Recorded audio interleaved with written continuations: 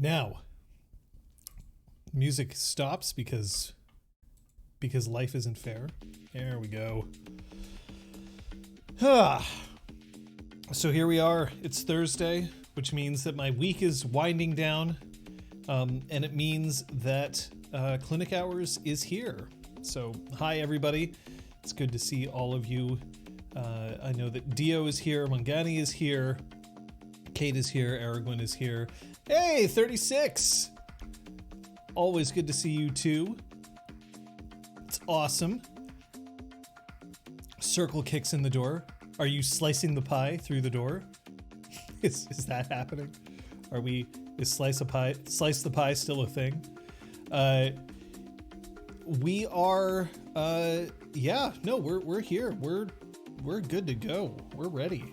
You're in lurky lurk mode, but you're listening. Hey, I'm good with listening. I'm good with anybody who just wants to be here or not want to be here. You know, you do you, is I think what we're going for today. It's important that you have the experience that you want. I don't do tactics. If you don't do tactics, Kung Fu Fenris, then your fellow Fenrir may take some issue with you, depending on the Fenrir, I suppose. They have different thoughts and feelings about this kind of thing. So, you ready to give fancy rules after storytelling? Awesome. Glad to hear it. We had a really cool clinic hours last week. Today we're looking at some other cool things. We've got a topic, although we actually have more than one topic that we can look at, but we'll probably wait just a little bit. We'll vamp for a few minutes while we're waiting for people to make their way in so that they don't miss the beginning, because the beginning is where we're going to be defining things. You have other Fenrir to do tactics. Very well, Kung Fu Fenris. That is fair enough. I had an interesting situation where yesterday I streamed Diablo, and today I'm like, I'm done with Diablo, and that's that. So there we go. Hey, Roger Twy, thank you so much for the subscription, and Mangani as well. Time flies on the Magic School Bus, that's fair. And hey, Brain Torn Out, you got released from base today. So are you military? Brain Torn Out, or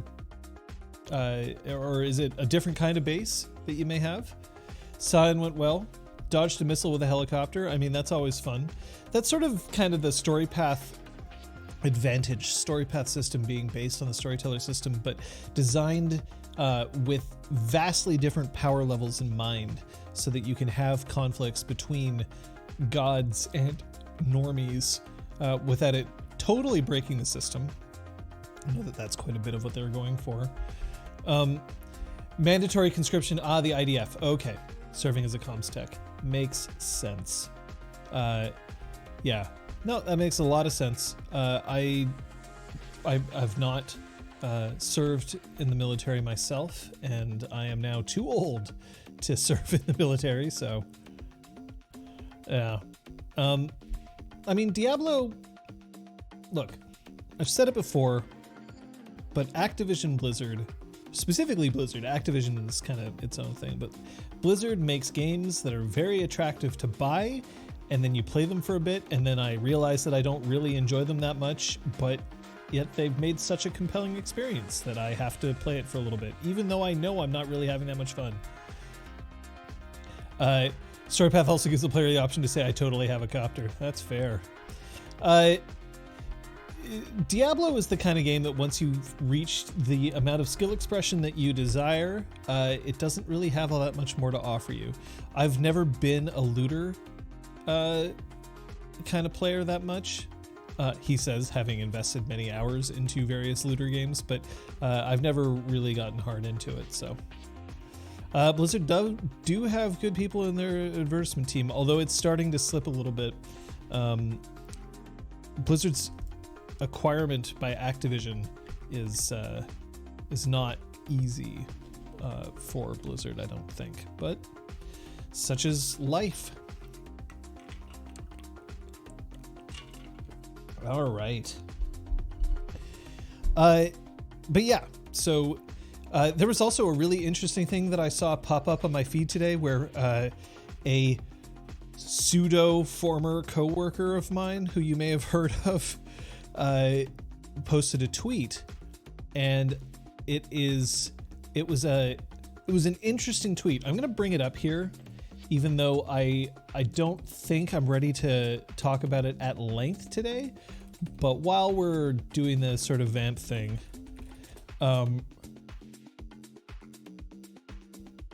so Brain Torn Out, you're into a very specific category of looters, specifically the loot and shoot where your skill amounts to more than I gotta click this button and time that button. Yeah, so there is some of that. I do prefer a little more skill expression into in my games. All right, so she deleted the tweets. I see. So I cannot show them to you. But they were tweets by Felicia Day. And Felicia Day was talking about the idea that if you are playing online, if you are role-playing online, do not role-play a person of color if you're not a person of color ever. Just don't do it. And in fact, you shouldn't be doing that in any role-playing game that you're playing. If you wouldn't do it in a LARP, you shouldn't do it when you're sitting at home behind your computer screen. And essentially, the key point was don't play a race that you are not. And this came apparently from, because after the fact, she posted, "This thread got heated. I tweeted this as a response to some Grand Theft Auto roleplay I observed on a stream, but should have specified." And then linked to an article by Cypher of Tyr about the role-playing the, quote, other. And I think that essentially what it kind of boils down to is what she was trying to say was, if you are attempting to role-play a race, as opposed to role-playing somebody who is of another race, then that's where you can run into issues. And I think that's maybe what she intended to say, and it was lost in the get this tweet out when she's already kind of mad about something and you only have 280 characters to do it in.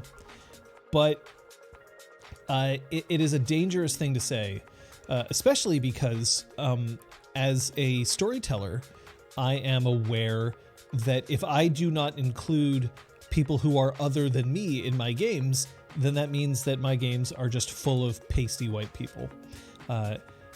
And we could go even further and say then every NPC I play has to be a pasty white cis het male.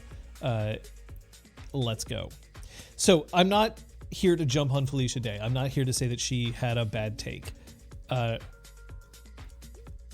Yeah, so this is I like this article better than the other article that was posted in her Twitter feed. The article that Kung Fu Fenris posted, and I think that it is a thing that involves a lot of thought and a lot of careful examination. I do agree to a certain extent that it is unwise of you to deliberately play a member of another race in certain roleplay situations, specifically live action role-playing situations, because it's difficult for you to be able to portray that in a way that is not offensive. And you're also potentially telling a story that isn't yours to tell. Like if you show up in LARP in blackface, you're an idiot. You're an idiot at best. But that isn't to say that you shouldn't be able to roleplay as somebody who isn't your race elsewhere. And especially if you're a storyteller, you should be able to have a world that is full of all kinds of people to play. But it gets a little complicated also if you're streaming. Because if you're streaming, you are live to a certain extent to a wider populace than the people in your gaming group. And while you might find people in your gaming group are okay with what you're doing, the world at large may not be. So it's a complicated question, and one that we may have to, it's in a public space. And so it's one that we may have to discuss, like, again, when I'm able to convene a panel so that I can talk about it. Because there's a part of me that knows how I feel about things, and then there's a part of me that thinks that I really need to be listening when it comes to these sorts of things. I can help guide people to listen to, but it's not necessarily in my place to start talking about it. So I will talk about other gaming things instead. And one of the gaming things that we are going to be talking about, so Requiem saying that for tabletop, I don't see why, so long as people don't full on stereotype it, because it's much more complicated than that. There's a question of why are you playing somebody of a different race, and how you're playing that. And so Brain Turnout saying that the devil is in the details. Role play, you're playing a role. Live role play is a bit more of an issue, but when it's on paper, you can much easily portray the character with respect.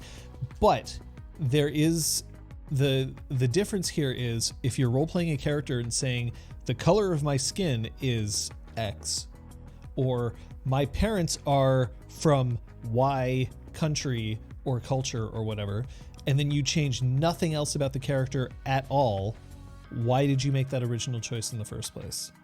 So it gets a little bit complicated, right? And the thing is, if you are alone with your group and you are testing the waters, you should absolutely, take baby steps. Go for it. Make those choices.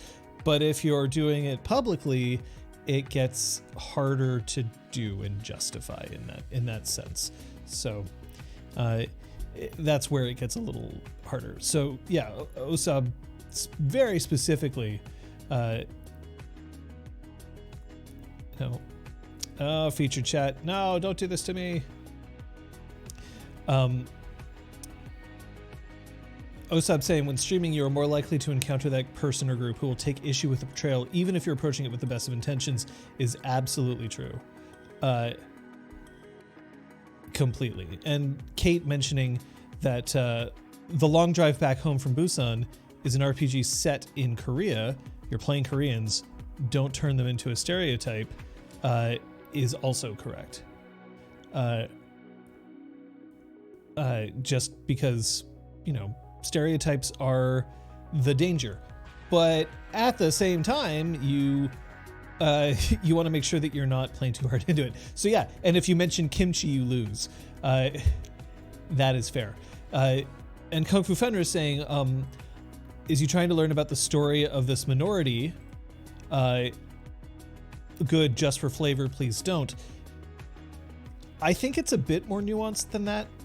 Things like, if I introduce a character who is not white in, say, a World of Darkness game, which takes place in the modern day, in ostensibly the real world, albeit with a supernatural template applied over top of it, I might introduce a character who isn't white and not necessarily be like, well, this character's story specifically has to do with that character's culture and race. But at the same time, I might be doing it because I also just don't want to see only white people in the whole universe, because it might not be the story I'm trying to tell. But player characters are protagonists, and protagonists are naturally have more spotlight put on them. The story is about them, so their situation comes more into play. Again, I should veer off this topic right now. I haven't prepared it.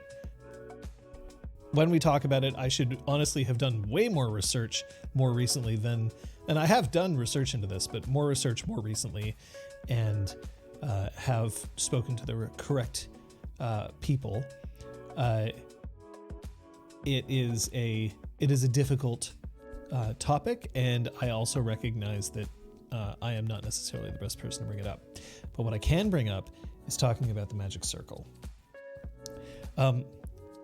I probably could get people on to talk about this, Kung Fu Fenris, and I would like to, But the trick is I also have to find people who are interested in talking about it, and I have to find people who are willing and able to come on and talk about it, and then set up the tech for that, and make sure that they are given an opportunity to speak properly, as all of that. And that just takes some time and effort, and it's definitely time and effort well spent, but I got to do it.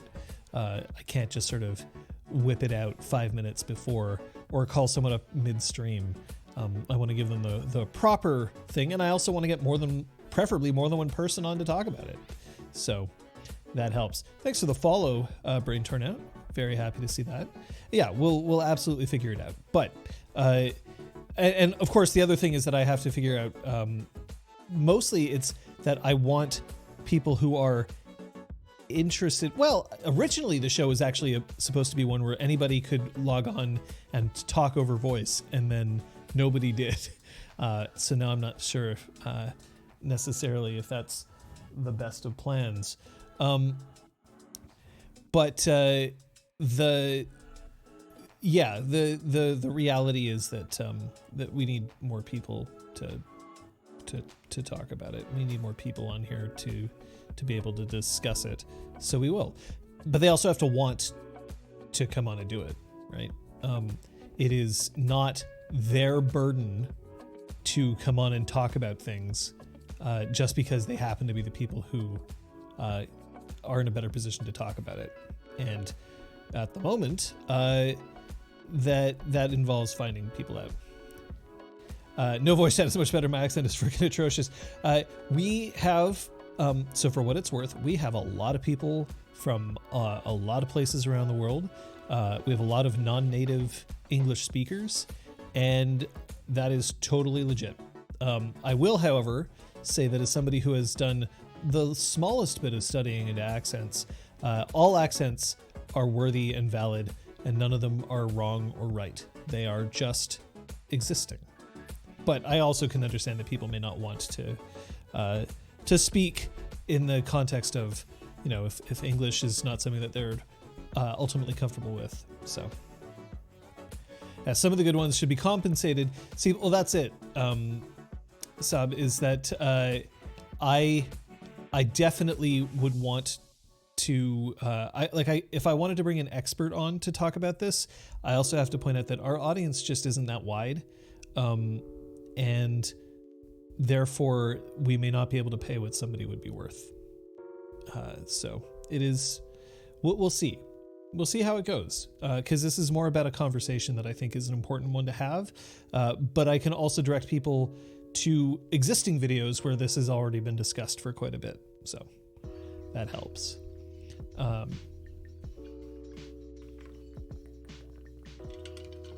And water is good. Who doesn't love water? Well, I guess a lot of people. But anyway, everyone will assume I buried a body. Fair. Totally fair. But yeah, these are sorts of things. These are the kinds of topics that I would love to discuss with people who are in a position to want to discuss it. So we will find out, because there's a lot of great people out there, and people deserve to be compensated for their work. It is something, for instance, that when we get to touching on this sort of thing for any major project that I'm working on, if for instance, the project that I'm working on right now, we have diversity checkers for the project that I'm working on for work right now. We do. And they are going over everything that we're putting in to make sure that we're not making any stupid mistakes. Now, at the moment, we haven't, but it is still totally valid. And as much as we don't make stupid mistakes, the reality is that if you are not familiar with an experience, then you are at some point going to trip up. And there's also little things that have been mentioned as well. Things like I had a character who, in my character description, I described certain pieces of clothing that this character would wear, and then it was suggested to me that maybe we would want to have that character be a little older than that, just because in that culture it would be more appropriate for that person to be wearing those clothes at 18 as opposed to 12.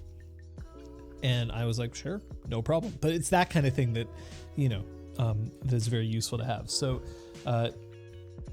diversity editors, a worthwhile expense. So, but there is no such thing as a generic accent, Kunku Fenris. I mean, my accent is close to, but not exactly, a standard American accent. I do have certain elements of my accent that lean more towards my Canadian heritage, specifically Eastern Canada. Not Eastern Canada, but Mid-Eastern Canada. But then I also have a few bits of words that I pronounce differently because of my my grandmother, who was British. So there's that. I've looked at that OSUB, and that is absolutely an interesting thing to look at. One of the advantages of Exalted is that it is not real world. It is based on Eastern and Western mythologies, but it's not. It is not as much of an XP as, say, Legend of the Five Rings, which is very much we base this on samurai stories from Japan and some other cultures too, but it's basically Japan. Whereas Exalted is a bit different and much more wide in scope. So it is something to look at. I have been very excited about seeing the various notes that have come out about Exalted Essence. And if we're running out of things to say at one point, I may just drag it up so that we can have a look at the various notes of things that have come out about Essence and go over that list. But we'll see. Requiem, so the American Midwestern accent is a more generic accent, also known as a standard American accent if you are studying it from an acting perspective. It is a useful thing to know to say because, unfortunately, when you are dealing with casting directors, they will ask for it, or they'll ask for specific accents. And it is the thing that I don't like, the thing that I rankle against, is when someone says, I don't have an accent, because they believe that a standard American means they don't have one, and you do. You're not even the original English speakers. English did not start in the United States, so, there are questions to be had.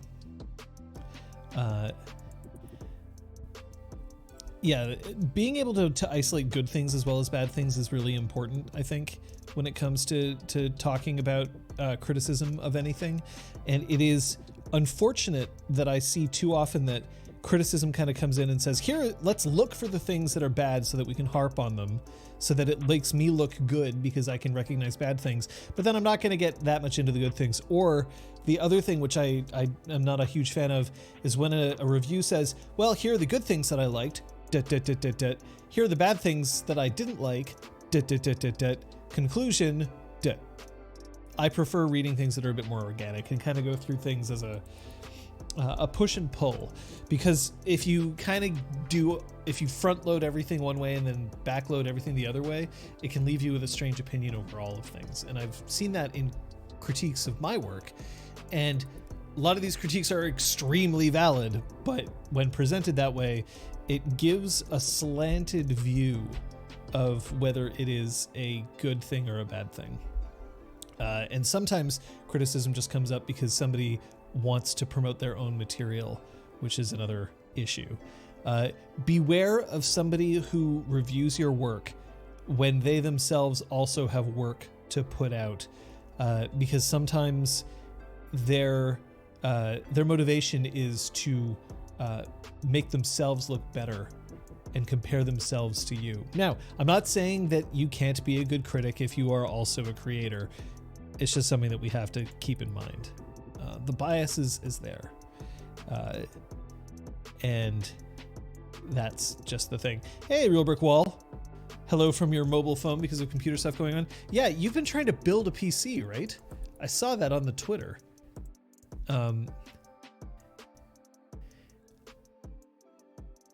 Who the hell did that? I'm gonna go spill some tea on them. You can find it. There's people who reviewed, who have left reviews of Exaltwitch online. The first one, Exaltwitch Nexus, which is a review that after reading it, I'm like, this person makes some good points, but I definitely didn't feel like that review came from a good critical eye. I felt like it came from somebody who was a content creator themselves and was looking for, instead of saying, this is how I experienced the show, it was more of this is what I would have done and this is what I would have preferred, except that they put a very minor sort of like, oh yeah, no, remember that this is what I would say, your mileage may vary, but then goes on to essentially speak with an authoritative voice, and it's not the best. But you can find it, it's out there. They review a bunch of different podcasts. Which is fine. But like, look, I've had more critical stuff written about other work that I've done. But some of them are from actual professional critiques. So I don't even remember Kung Fu Fenris. I'm not trying to say that to put down the person who wrote it, but it might very well be. Because it was a while ago that I saw it, and it was linked off of a Reddit thread. I mean, I could even go through that. I could even go through the review at one point, but the reason why I'm kind of holding off on going through those reviews is that I don't want to drag other people around when it comes to the that review. I'll talk about things that specifically about me, but not other people. Not right now. Not without their permission. But like, there are things that they mentioned that is absolutely correct, and things that we could have improved and that we did improve, and things that are also just like, yeah, that's totally subjective and you're not allowed, and it's okay if you don't like it. But there are other elements of that thing when I read it where I was like, not my favorite way to present the article. But anyway, so the magic circle. All right. We're well enough into this. We can get into that now. So the magic circle is the concept of, it's a concept in terms of suggesting story and narrative, and actually it kind of boils down to user experience. When you're dealing with a product, one of the things that you want to make sure of is that you're also not only creating a good product that people want to appreciate and experience and all that, but you also want them to have a good interaction with that product, a good user experience.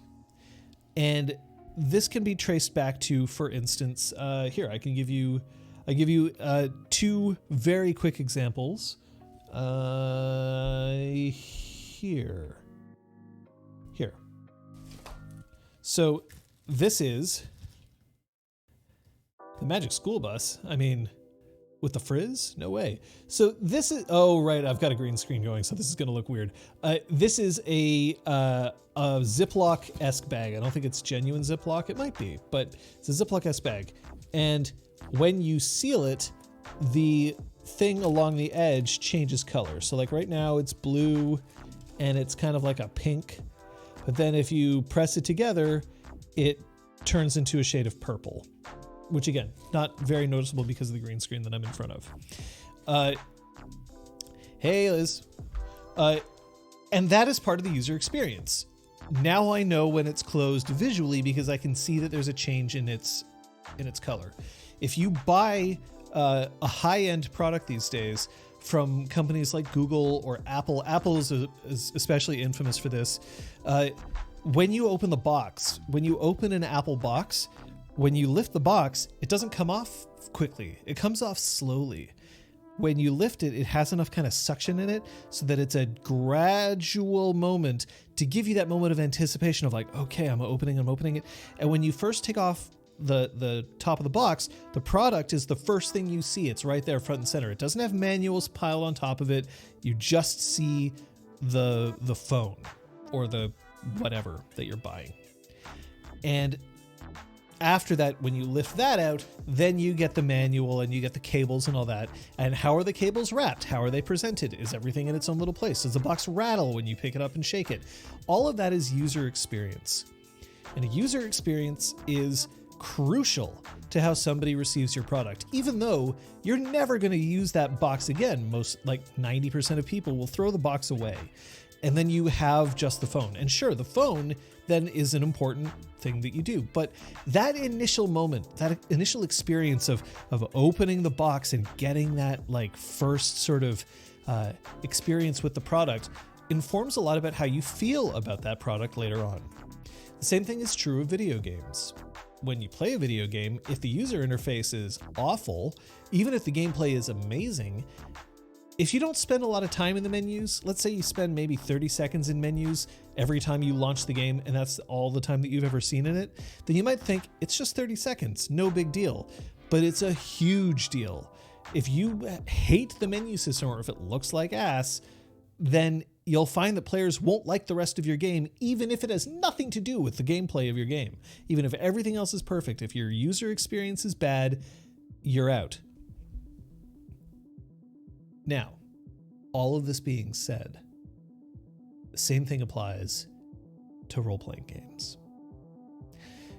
When you are sitting down at a table with your gaming group and you're sitting and you're talking and everyone's just sort of like pulling things out of their bags and laying their character sheets out on the desk and stacking their dice because players do that for some reason. And I know why they do it. I have done it in the past. It is something that I straight up forbid now at my tables, unless it's something like that people really need to do. But otherwise, so it's more like I don't forbid it. I heavily discourage it. Yeah, and even if the issues are addressed later, you may not regain folks that are left. Absolutely a sub, like completely. You basically get one shot at it. But as everybody's filtering in and as they're sitting down at their table, or if you're playing your game online, as people are logging into whatever communication software you're using, Discord, Zoom, Roll20.net, all of those different things, and people are talking, they are still in another mindset. They're in the mindset of, I am a person who's now approaching a group of people. Most of the time, they are a group of people I know, my friends. Sometimes it's I'm approaching strangers. And sometimes it's I'm tuning into a show to watch other people with whom I have a different kind of social relationship with. Maybe it's strangers, maybe it's celebrity if you're watching something like Critical Role. It could be a parasocial relationship if it is a streamer with whom you have a very distant relationship with, compared to like our community, which is much smaller. Although I will still say that no matter what, the social relationships that we all share is different than the relationships that you might share with people in person, because there is a different set of filters in place when you're in person versus online, et cetera, et cetera, et cetera. We're not going to get into parasocial relationships right here.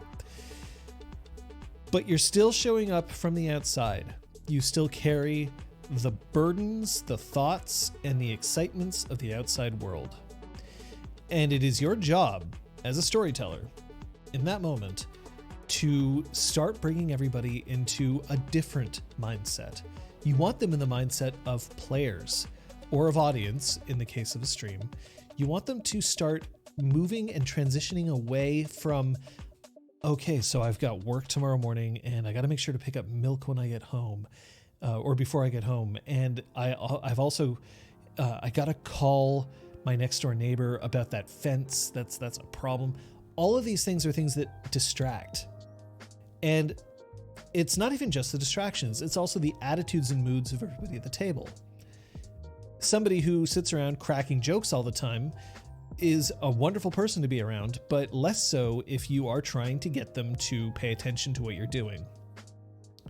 If you're watching a movie, if you go to a movie theater and you sit down and you're watching a movie, and hopefully one day we'll all be able to do that again safely soon, you have a moment where the lights dim, the curtain parts, the screen lights up. Now, often right now you get ads to start with, but then notice that when the ads are over, the lights dim even further.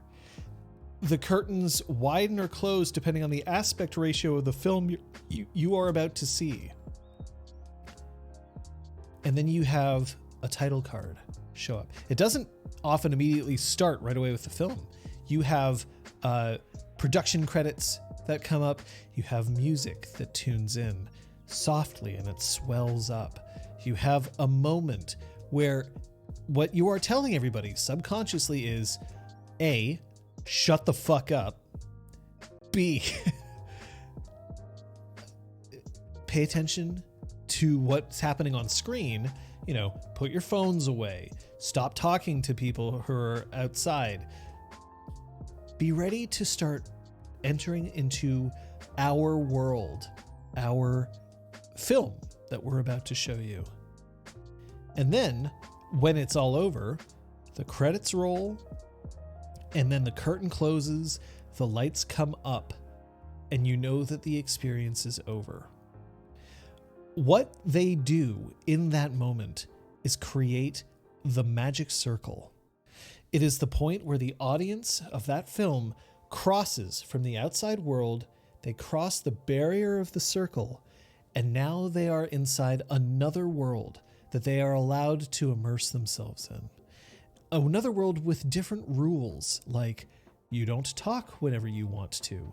You don't pay attention to other things. You can stop worrying about all the other things you have to deal with in your life, because for the next 2 hours, 2.5 hours, 90 minutes or whatever, these are things that no longer matter, because what matters now is that terrorists have hijacked the president's plane and he has to kick all of them off. Who you're looking at isn't necessarily Harrison Ford and Gary Oldman. You're looking at the president and the leader of the terrorists, and they are in a life or death struggle aboard a very special airplane. That's the magic circle. And I suggest to everybody that the magic circle is something that you want to take into account when you are running your role-playing games. How do we do that on our streams? Well, it's simple. And yet, okay, I say simple. It's not actually all simple. First, when you are tuning in, you get the fan art roll at the beginning. Although we haven't received as much fan art as we have for our other campaigns, but maybe that's just because we should be encouraging it more. I don't know. So we have the fan art roll, we have the chat, we have a countdown timer so that people know when we're actually going to be starting, and we play the same music at the beginning of the stream. Every time it's the same 3 tracks in pre-roll. When we change to when the timer ends and we change to our scene, we play the same music track every time. The players tend to adopt poses at the very beginning, and we spend the first 15 minutes of the stream talking with our audience, talking amongst ourselves. But there's also a few things that we do to gradually get ourselves into the point where we're ready to role play. We greet our moderators. We go over what experience the players have spent. This is not something that we have to do. I could just ask them to tell me how they spent their experience before the session and be done with it, instead of doing it in the audience. But no, it's part of our ritual that we do at the beginning. We do our safety demonstration. We also have me in the way that I do things. When I am ready to progress into the magic circle, there's a few things that I've done. The first is I've arrived and I'm wearing a jacket.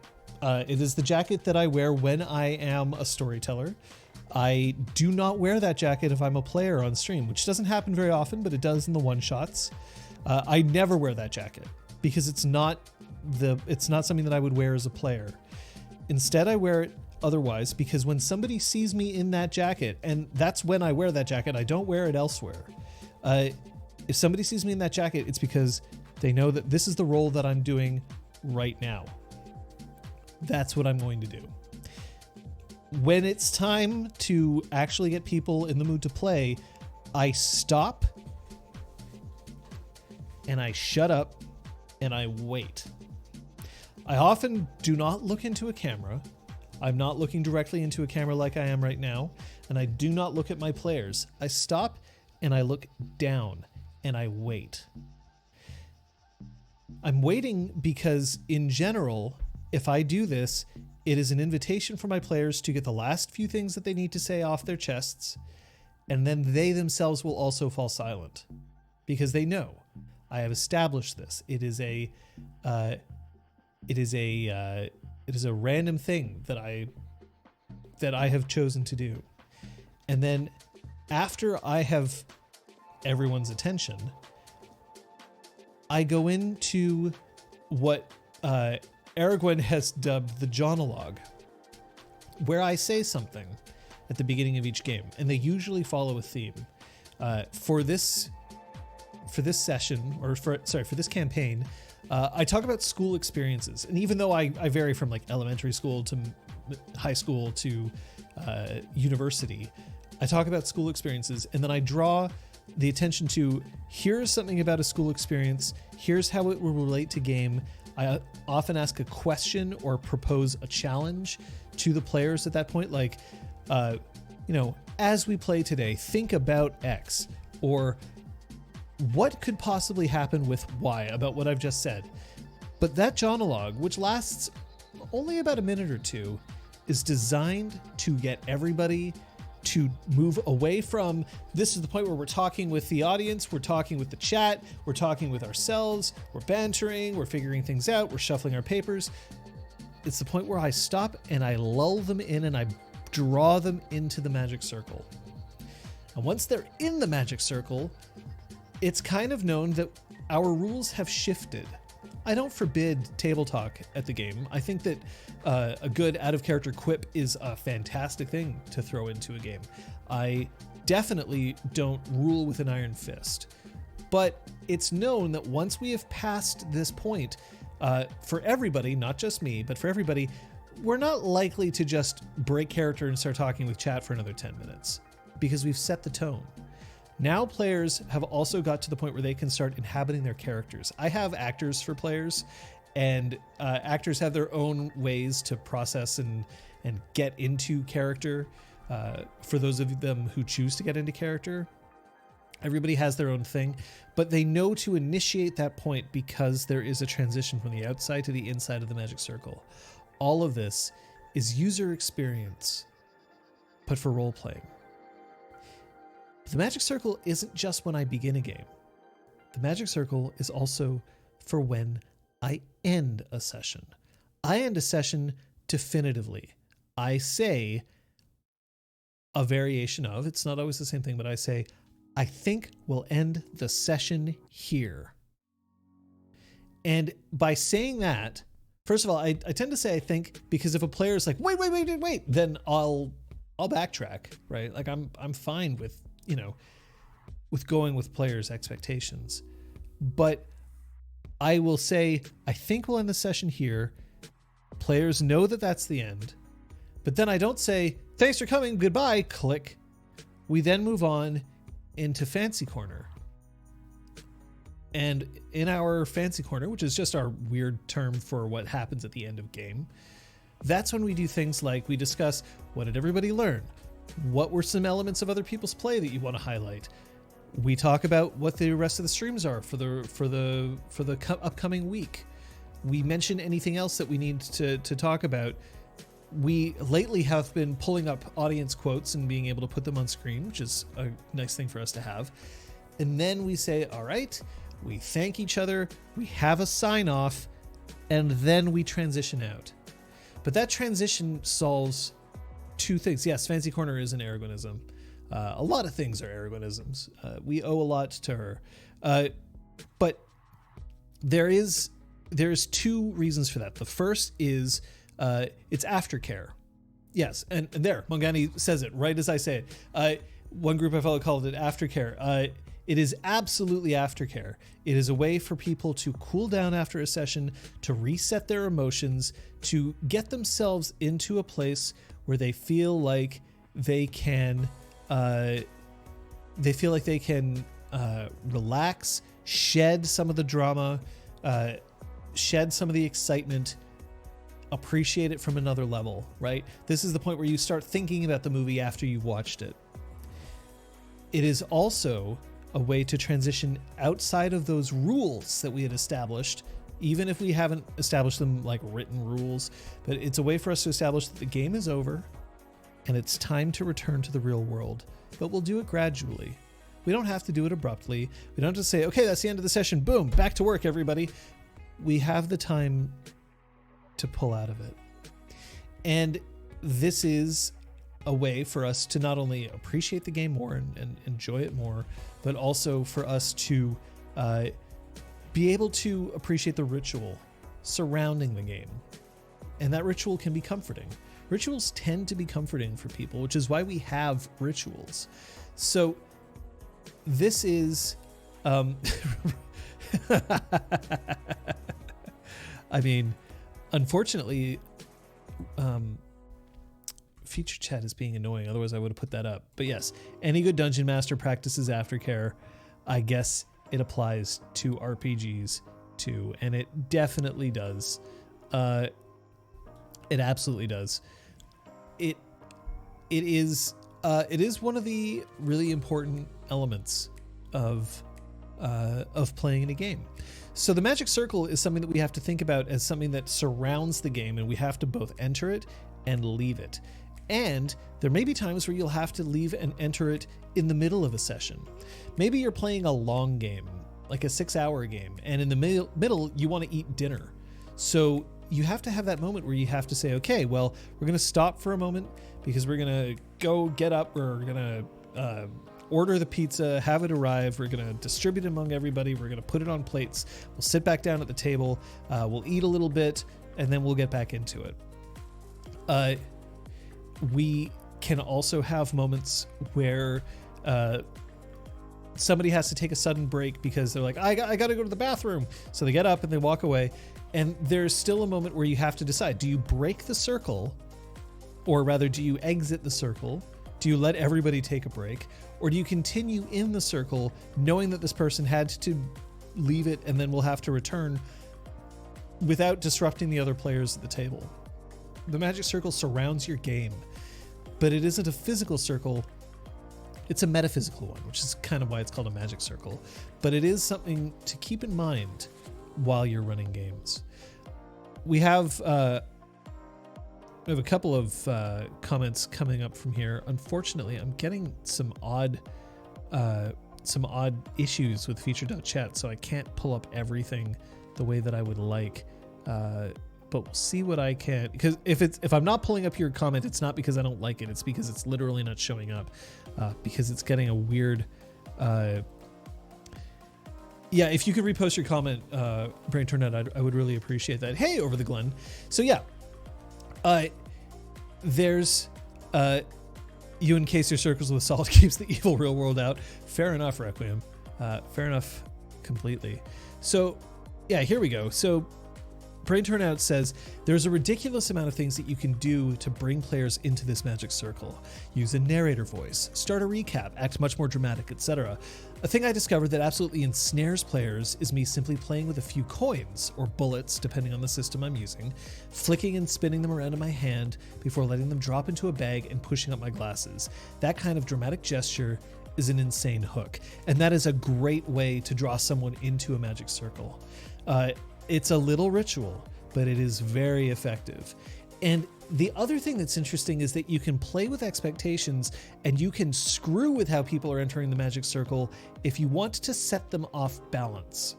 Because sometimes you want this. If you know that the game that you're going to run upcoming is going to be like an excitement whiz-bang, one extreme thing that happens after another, it's a special session that you've arranged, and you're normally talky political type game, and you're just like, no, we're going like ovaries to the wall action here, right now.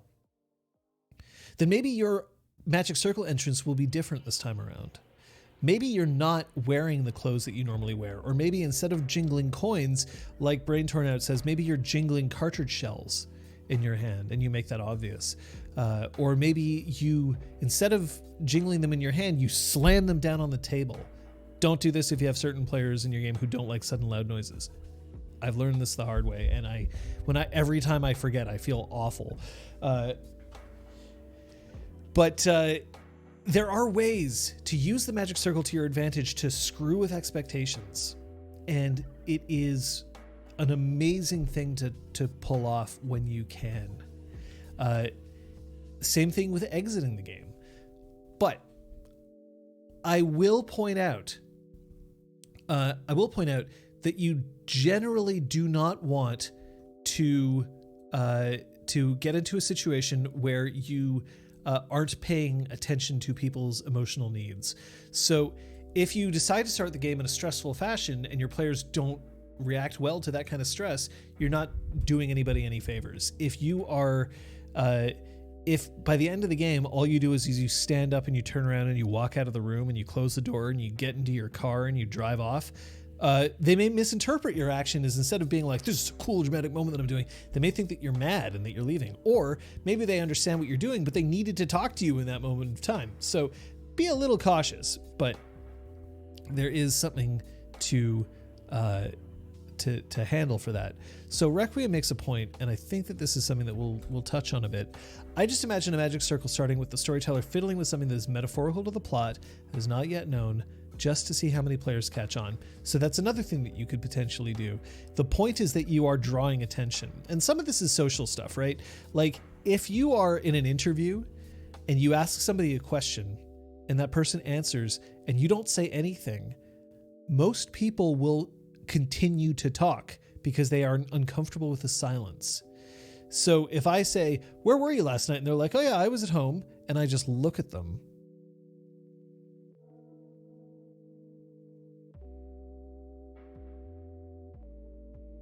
the silence gets really hard to bear. And so people will try to fill it. Oh, I was watching TV.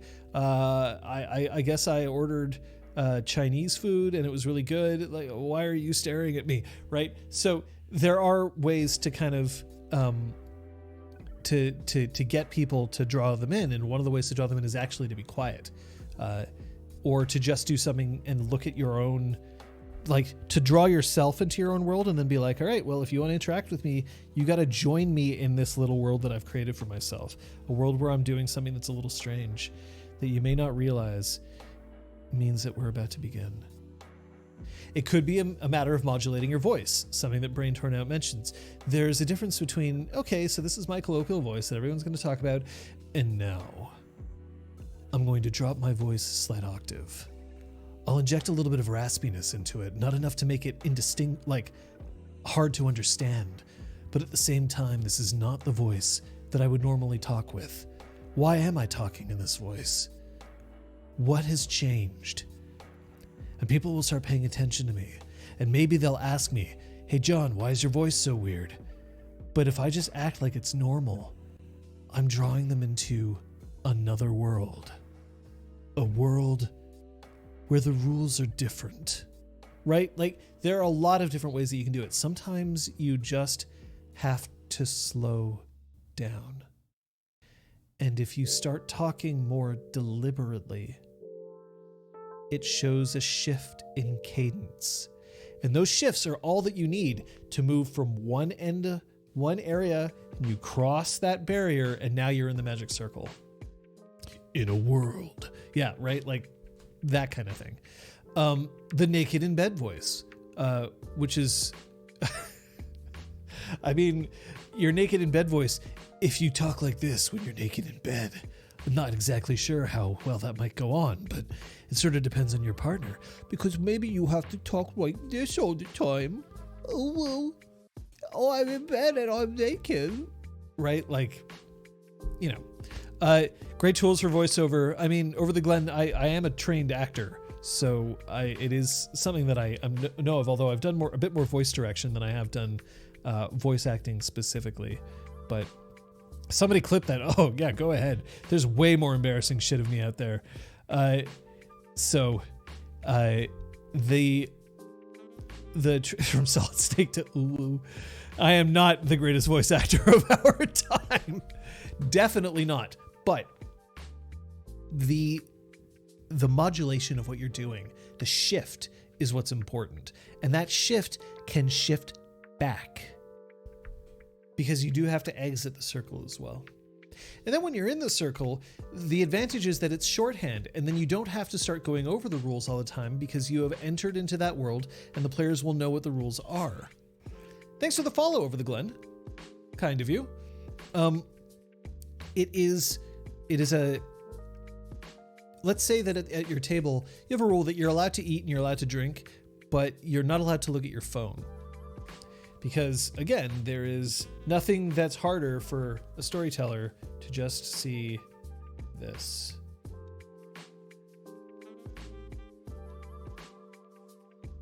Because clearly I have checked the fuck out, right? Now, so let's say that that's a rule. Shiny phone. I mean, like, this is bouncing light. Oh crap, my flashlight's on. That's why it's shiny. Fuck. I wonder how long that's been on. Shit.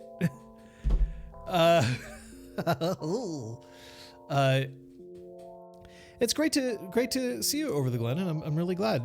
Trust me, we just enjoy having people here. So let's say that I have that rule, like, oh, please do not look at your phones while you're in game. For the record, I don't actually have that rule with my players because a lot of them use phones for tools for what they're doing for in game. Things like looking at chat or checking their character sheets. So I don't have that against that. But there's a certain expectation that when you're playing in the game, you're also not, just checking your social media or chatting with other people. So it is, but like, instead of me being like, all right, everybody, put your phones away. Now they do this in movie theaters a lot. They'll have an announcement at the beginning of the show that's like, hey, everybody, put your phones away, because it's a bit more crucial, because your phone isn't just distracting to 3 other people. It could be potentially be distracting to 150 other people who's there in the theater with you. This is especially true of live theater. And then but now I don't have to say it because I'm like, all right, look, we've entered the magic circle, and everybody kind of makes that adjustment in their head. And then they just know, oh yeah, I don't pull my phone out right now because I don't have to worry about the outside world.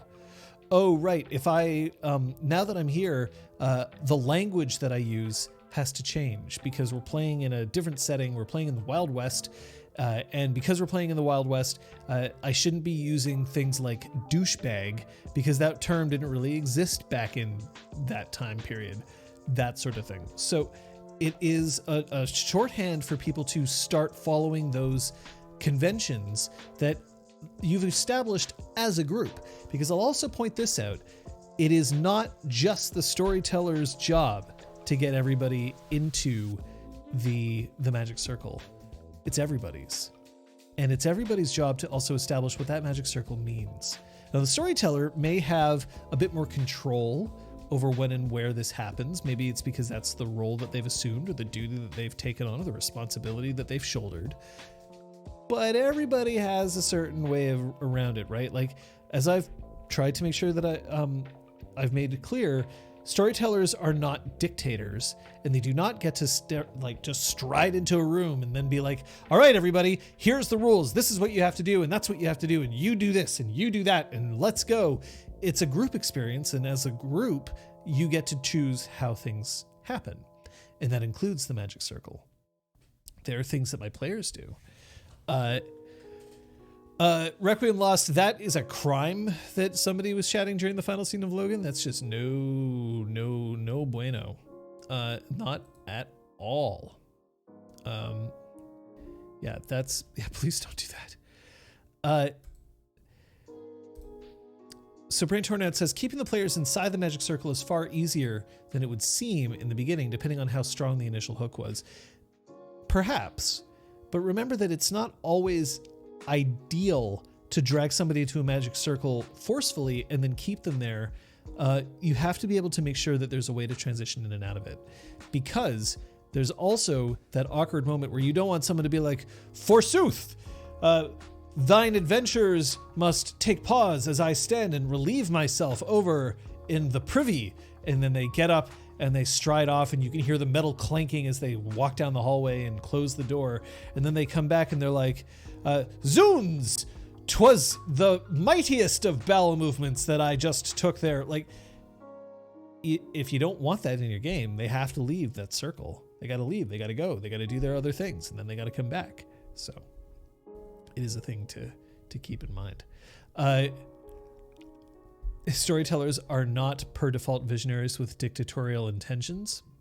So this kind of gets into the idea that I don't like the term director for storytellers, game masters, whatever you want to call them.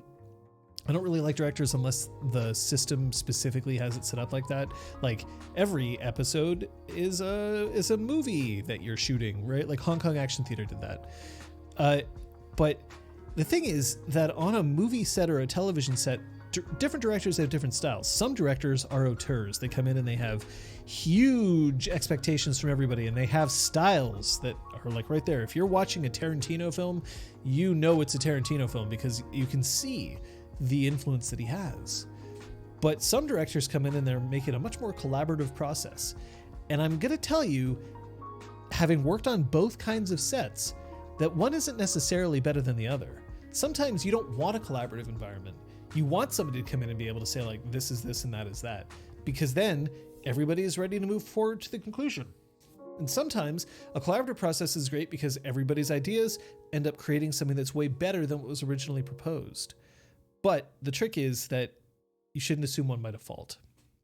I would argue that for the most part, when you are role-playing, if you walk into a role-playing session and you act like a dick, then other people should rightfully see you as a dick. So there is that. Over the Glen mentions, I find it hard, but very helpful to chat with my players early about expectations of the game, like setting what vibe and how much crosstalk we might want. All of that is perfect for a session 0. We've discussed session 0s in the past. I'm sure we'll bring it up again, but it is something that you absolutely should be doing with your group, whether it's a new group or an experienced group. A session 0 is great to be able to make sure that people know what's going on. And we do it for our games that we run here on this channel. We do it before our games all the time. Now, if we're running a one-shot, we don't run a whole session 0 that takes 3 hours and then run the one-shot that takes 2 hours, but we do still check in. Hey, what does everybody want from this sort of thing? Okay, so this game is a horror game. Now, because it's a horror game, what sort of things should we potentially be drawing some lines and veils about, because we don't normally cover this sort of topic? Or this game is a game that's really more about relationships, and someone will be like, hey, so I don't want to be the fuckboy this time around. And everyone's like, great, you don't have to be the fuckboy this time around. And then we kind of know, right? Setting expectations for these sorts of things is incredibly important. Setting rules is incredibly important, and all of this stuff is perfect for a session 0. So yes, it is something that you absolutely should be doing before every one of your campaigns. Even if you think you know everything that everyone's going to say, it doesn't hurt to ask, because hey, if your session 0 lasts 15 minutes because everyone's just all on the same page, Yahtzee, you're great. You can start playing and it'll be fantastic, but you at least checked. It's also why we do our safety demonstration at the beginning, and why I am insisting that 15 seconds at each one of your sessions means that you get to actually get more hardcore roleplay out of people, if that's what you're looking for. But yeah, so there, Shakespearean Tarantino, yeah, it's a thing. It is definitely a thing. Kung Fu Fenris is having a bit of weird dissonance with one of his players recently, who's working from the idea that a storyteller should come to the table as some sort of authorial director of sorts with a creative vision, where I'm more going into that game with a communal creation for that campaign, which is a bit hard to make work. And this is why the Matt Mercer effect is awful. I'm not saying that Matt Mercer is a dictatorial dungeon master, but it's just that somebody has an expectation of what's supposed to happen, and then when people don't meet that expectations, they get upset instead of just realizing that maybe it's not the kind of game that they're looking for. You can be flexible. There are ways to sort of figure out which game is going to do better for you when, but it is absolutely important that you get those expectations out there, because if somebody's coming and being like, look, I don't want a sandbox, I want an adventure with a point A, a point B, and a point C, and I just want to go along that track and that's it. I want Final Fantasy X's first half as opposed to its second half, okay, now I know. But then I might also say, that's not the kind of game I want to run. And then we have to figure out who's compromising, or whether maybe it would be better if we don't play together, at least this time. So I am going to put this up here because I must. I don't want to be the fuckboy this time around, things that Scott has never said before in RPG for $200. I don't know, you'd have to ask him. Definitely have to ask him. Definitely gonna have to ask about that safety demonstration later. So what do you mean by the safety demonstration? Because if you want to get into safety demonstrations, then boy howdy, I'll do that any fucking time. She's a lot more old school than Matt, probably never saw Critical Role. It's just a more conservative Ben from our community. Yep. And there isn't necessarily anything wrong with that. Especially if you're also running games for children. Sometimes you have to change the way that you look at things, because some kids will absolutely be ready to take charge and just be like, okay, so I'm a dinosaur and then I'm going to stomp around, and then I'm also a fairy. So I'm a dinosaur and I have wings and I'm the size of a thimble, but then I'm going to meet a pirate. And you're like, why am I here? You're just telling the story by yourself, but the kid's having a wonderful time and you sit there and let it happen. And other times they'll say, all right, so ahead of you, there is a door, behind you, there's a door, and to the left of you, there is Dennis. And the kid will be like, I don't know. And you're like, so do you want to go in the door? I don't know. Well, shit. And then you kind of have to say, all right, so you go to the door, because different people have different expectations. It's a thing. Whatever I meant about 15 seconds to get more hardcore roleplay. All right. So let me go and get the cards, because even though regular viewers have seen this before, it doesn't hurt. They're right here. Okay. So there are a lot of different safety tools that you can use in a game. A lot of them. We use one that we're kind of like developing ourselves to sort of figure out which rules are best for us. We're still in the process of tweaking it. We're still in the process of massaging it. But we do have something that we do before every session, which is we go over the main safety tool that we use for live games. We have things like lines and veils.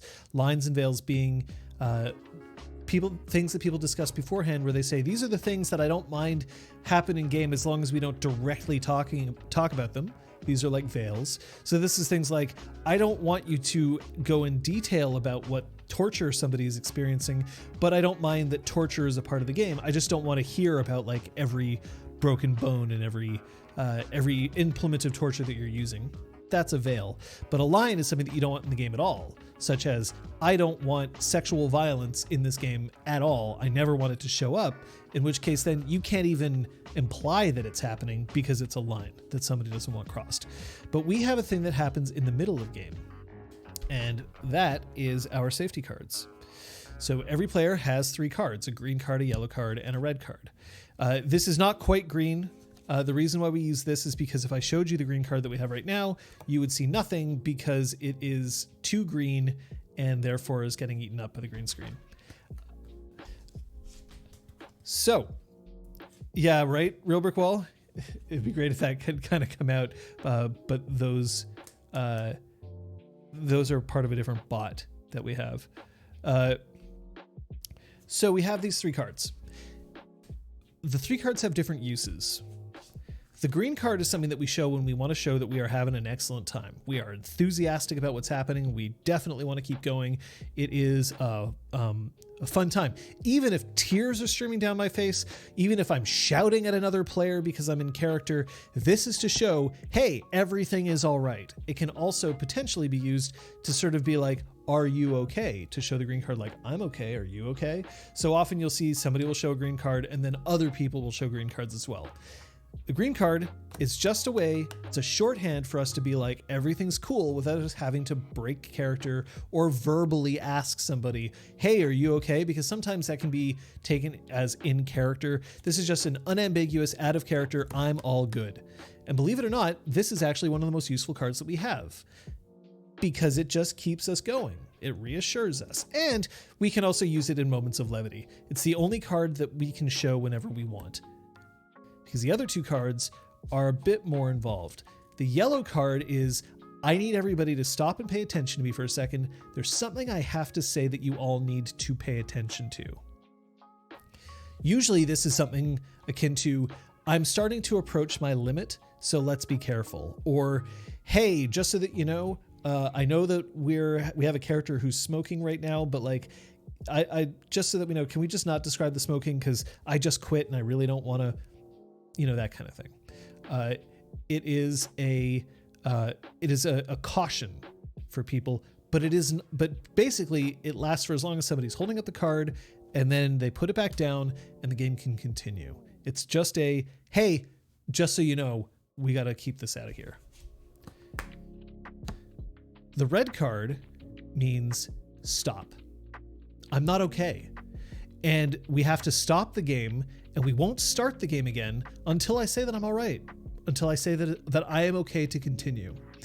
And generally, if this card gets busted out, it means that somebody is emotionally feeling unsafe, that maybe we have to retcon something that just happened in game, right? Maybe, or maybe it might be the equivalent of like, whoa, you mentioned spiders because you forgot that spiders is one of those lines that I have. I cannot deal with spiders. We got to stop so that we can discuss what we're going to do to get the game back on track. And we can't start playing again until that player says that I'm okay. Although, obviously everybody has to be ready to go. Now, one of the important things is that the use of these cards is never, ever, ever an indication that somebody has done something wrong.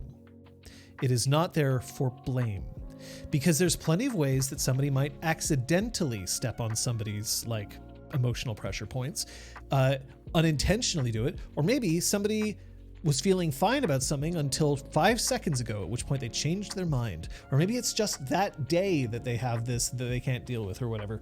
Because much like consent, consent is something that you can revoke at any point, and you can restore it at any point. If I serve you tea and you decide that you do not want tea, I am not going to pour the tea down your throat. Even if you said 5 minutes ago that you wanted tea and I made it for you, I'm not going to force you to drink it. Same thing with this. The use of these cards is not a way for you to highlight another player's bad behavior. It's a way to indicate how you are feeling at any one point of the in the session. So, I mean, all clinics these days go up on the tube, Kung Fu Fenders, but we may actually end up doing a whole safety episode at one point because it is an important enough topic. And we're still tweaking these cards. In fact, we're actively tweaking them now. So we'll see. So the concept of these cards is incredibly important. It's also why we say that you can't flash a red card or a yellow card as a joke, because it's kind of like pulling a fire alarm, right? If you can be like, ha ha ha ha, yeah, red card, because it's like, oh, I didn't want you to hit me, have my character take like 10 hit points worth of damage, red card, then it loses its effectiveness, and that's no good. But the reason why I say that 15 seconds can make your game more hardcore is because if at the beginning of your game, you remind everybody about these cards, you have them, pick them up, hold them in their hands, and you're like, okay, green card, and everybody lists the green card, and you're like, green card means that everything's great. Yellow card. The yellow card means stop, pay attention to me for a second, and then we can keep playing. And the red card means we have to stop, we will discuss what's going on, and we won't start again until everything is okay. Just going over those safety tools takes about 15 seconds. But it is incredibly important that people get used to and comfortable with these cards, because I'll tell you, even though we repeat this every time we play, it can still be very hard to be like, there's something I gotta say, right? And if you don't make it normal, if you don't make it a natural part of the game, people will hesitate because they'll think like, if I show the red card, it's going to be a big deal and it's going to make waves and people are going to think that I'm mad at them and I'm not. I just don't. No, you remind them at the beginning of game, this is what this is like. And the reason why that's going to make your game more hardcore, if you want it to, of course, is because these don't actually say you can't do this. These say, now you have the ability to push limits because I have a way to bring you back and a way that I can keep myself safe without judging you. because that's another thing. You never have to justify your use of a card. If you say, I don't want spiders, no spiders, people aren't allowed to then be like, hey, so what's the matter? Like, did spiders bite you as a kid? Like, did you just like have a pet spider and it died and you're all sad about it? No, you don't have to justify it. No spiders, please. End of conversation. Hey, today, and only for today, could we not discuss smoking because I'm trying to quit? You could say that, but you could also say, hey, today and just for today, just let's not talk about smoking. Cool. And then you're not supposed to then be like, well, why can't we talk about smoking? It's just it. That's just the thing. The yellow card does not need to be justified, nor does the red card, nor in fact does the green card. So in establishing all that, and by going over it in the first 15 seconds, you are reminding everybody, here's where the exits are. The emergency exits. This is where the fire extinguisher is. It's so that they know. And if you keep it short and snappy, that means that everybody knows, great, this is where I gotta go. This is what I need. That's where I'm gonna go. Instead of like, say, when you get on an airplane and the demonstration takes 5 minutes, people check out. They don't pay attention. And when they don't pay attention, they aren't as ready when crisis happens. And it's been shown and proven that if you pay attention to that safety demonstration, you're way more likely to make it out of a crash without severe injury or death. Way more likely if you actually paid attention. Even if you have heard it 900 times before, that if you paid attention that day that the crash occurs, you're way more likely to make it out alive because it's in your head. It is normalized. It is not something that you have to then reach back and pull from memory from a long time ago. You just covered it a couple of hours ago. So, it is an incredibly important thing to go over at the beginning of your session. But it means that you get to push. And the resistance to safety cards is then like, well, I don't want my game to feel like it's just wussed down. And now everything just is like, oh, I have to be safe, so I'm not allowed to do anything that's hardcore. The opposite is true, because now you get to be hardcore because your players have said, yeah, I'm into it. Let's go. And if you go too far, now I can say, wow là, peut-être pas ça, ok? On peut faire quelque chose d'autre? We can do that. That's why 15 seconds can make your game more hardcore. Just by showing your safety cards. Just by getting your players to handle them and make them used to them. That is the key. And as it's been brought up, I know that I get into this topic, so I haven't been following chat as closely, but your storyteller is just as valid a target as anyone else. And they have their own set of cards. I do. These are mine. I am the one who's in front of a green screen when we use a green screen. Lately we haven't been, but when we're in front of a green screen, I'm the one who's usually in front of it. That's why I have my extra fourth card, because again, this card does not show up. But I have them and I can use them if I so choose, because my safety is just as important as everyone else's at the table. The super green card. That's right. It's to make me feel special. The only reason why I have 4 cards is just so that I feel like I'm a big boy because I have 4 cards instead of 3.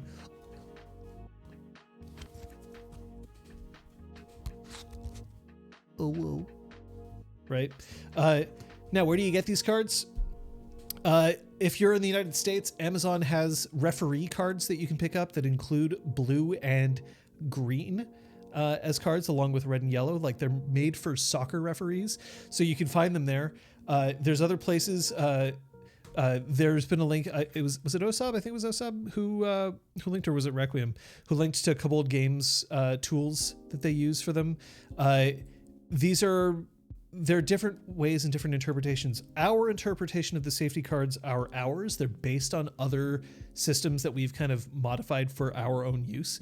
Please, by all means, use them if you wish. And if you don't, that's okay too. Real Brick Wall, I am so there.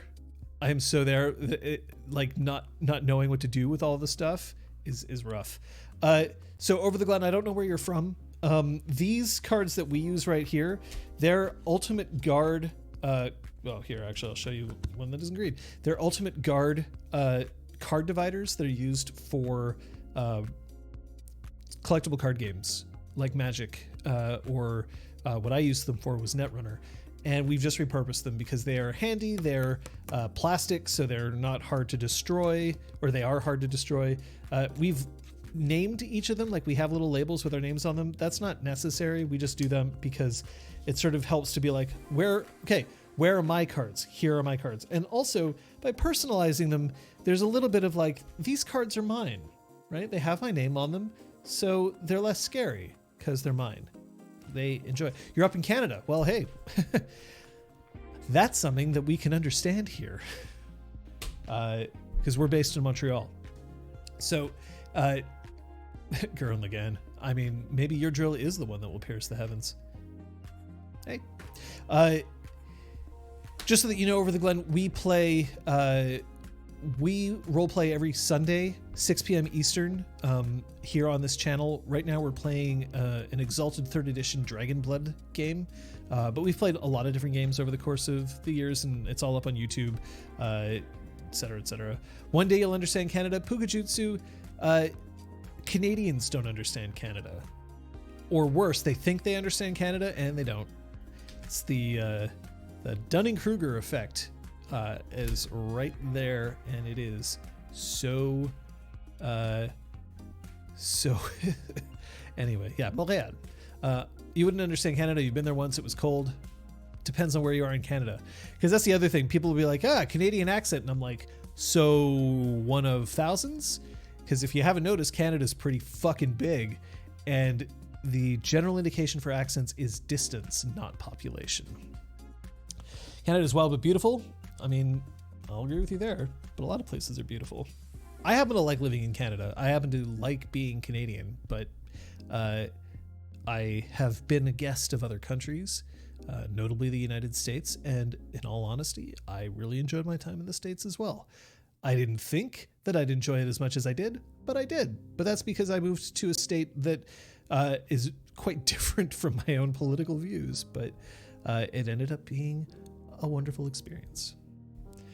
You expect Canada accents are a lot like American accents. They're way more than people realize. Yes, there are a ton. Look, there are a ton of British accents on just Britain, let alone Great Britain, let alone the United Kingdom, let alone, there are a ton. Mostly it's about distance. So. Oh, Kung Fu Fenders. Okay, I understand that. Are we even letting Americans in yet? No. And here's the weird thing. Honestly, eventually it's going to be the states that won't let Canadians in. We're not doing well with the vaccine. And it's not because we can't get people vaccinated. It's not because people don't want to get vaccinated. It's because we just don't have enough vaccination. We don't have the ability to create the vaccine here in this country. At least not yet. They're trying to ramp it up.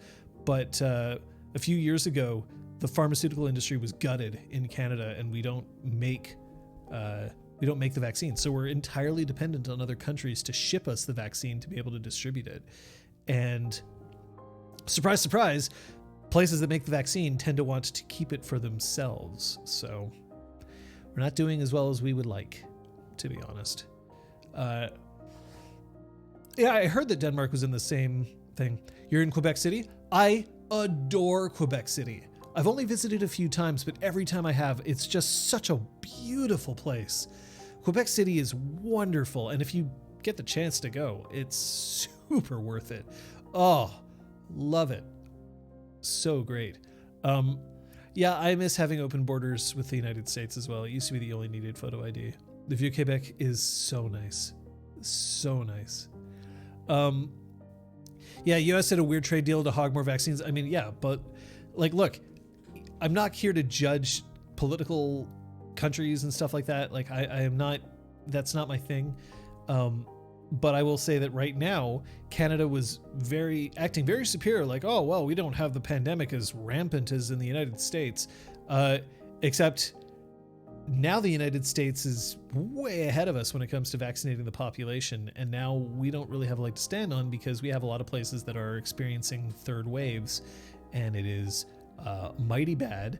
And we have been here in Montreal, which is a hotspot. We ended up a hotspot. The general consensus, if I remember correctly, is because basically a lot of snowbirds came back already infected, And snowbirds are people who live in warmer climates and then return to Montreal in the late winter or spring, because then it's a bit more tolerable to live here. But they came back and they were already infected, and so spread through the city. And so we've been in lockdown here since October, straight up lockdown, curfews in place, and we're still struggling. It's part of the reason why we aren't playing together. When we play together, Kate, Elizabeth, and Scott and we much prefer to do it in person. Role-playing is a lot easier when you're in person. That lag that video conferencing introduces actually makes a huge difference when it comes to performance and stuff like that. But right now we can't, because legally we cannot get together, and morally we should get together. So yeah, curfew since the new year. We've been in lockdown since October, and by lockdown I mean like we're not allowed to visit other people. Like you can't actually go into someone else's home. You can only live with the people who you're living with currently. There's a couple of exceptions, but even those exceptions are starting to go away as we're locking down further and further and further and further and further. So it is what it is. And while we could claim that RPG Clinic is a business and therefore be able to drag people in, like we could try to get around that way. We're just not interested, because like that, it's just not correct. So we'll wait until such time as it is legal and such time as we're vaccinated, but we're not sure when that's going to be. So we'll find out. Hopefully it will be soon, but yeah, it's a bit like Minnesotans that go to Florida during winter. Yep. Coming back out to Minnesota from Florida that brought COVID over. Exactly. It's Florida Florida is where a lot of Quebecers go when they are vacationing. Snowbirds over the winter, that they go down to Florida over the winter, they come back and they live here for the rest of the year. That's what happened to us, because Florida was a huge epicenter for it. So. Yeah. Anyway, not to be pandemic central here. I'm like, there's people who we care about who have COVID or have had COVID. So yeah, that's what we do for safety. And one day we'll devote an episode to it, and we'll really like go in depth into safety again. We did it before, but I don't think it ever actually made it onto YouTube, or if it did, like we could probably do it again because it's such an important topic. But we'll probably do that once we've like locked our current safety tools down a bit more, because that's the thing. On our Discord, the extra tools that were provided, that were linked by OSAB, those extra tools that were there, the safety toolkit that exists and that you can print things out, those are all useful, but we don't have to use all of those tools. They don't all make sense for everybody, and we have developed our own kind of tools. Sorry, I'm just glancing at them quickly here. But yeah, so part of it is that in our development of tools, we figure out what works for us. So like, for instance, there's the safety toolkit of, a circle indicating good, N indicating no, and X indicating really bad, right? Like that's certain things. Ours is very specific, and we're working at it. And when we have something to present to you, we will. But if we do, we're also hoping to be able to do it in such a way that we'll have tools that people can use, physical tools that they be able to get or download. But yeah. You can also you can make them with random pieces of paper if you need to. It's sometimes nice to have something that you can kind of hold on to and be physical with, and that you don't have to worry that it's going to tear or break, or that you need to make a new one every session. So it helps. Hey, Aragorn, why the owl? Why angry? Why sad? Yeah, something flickable. So a couple of things that I will say if you're going to introduce these things. First of all, if I notice anybody. So I'm going to bring it up, although know that I was holding it in my lap. If I see anybody holding the cards and spicy food is destroying you, that sucks. And if somebody's kind of toying with the yellow card or the red card, if they're like touching it and doing this, I will stop and be like, are you showing the card? And the reason why is because it can be hard to tell the difference between somebody who's just like playing with their cards, right? Like doing this thing. I mean, if you've played in any card tournament, you know that everybody has their cards up like this, and they have their little like rituals that they do, like this, or they shuffle their cards, or they flick them, or they stack them, and then they like align them perfectly. Thing is, I don't know whether you're doing that or whether you are just hesitating because you're not ready to show the card, you don't feel comfortable, or you're in emotional distress. So if I see somebody fiddling with a card, I treat that as them showing it. And it's okay if I say like, hey, are you showing a yellow card? And the player's like, no, I'm not. Okay, that's fine. But, put it down. I'll reiterate, you should not use these for jokes. These two cards should not be for jokes. The green card is a bit more, but the thing is, if you're showing the green card, I assume that it's because you're okay, right? If you show the green card and internally you're like, I fucking hate this. If you're holding this to me is the symbol of, I am totally down. I'm enthusiastically consenting. I am great. And if you're showing this, but you're not actually feeling okay, then you're also doing yourself a disservice. So joking with the cards, not a good idea. And other than that, yeah. So those are the things that I would kind of point out when it comes to the use of those cards right now.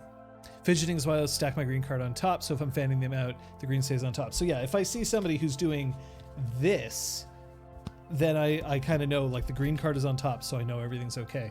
If I can't see the green card, that's when I start getting nervous, because now I'm like, a player is holding safety cards, and it's the ones that involve me stopping.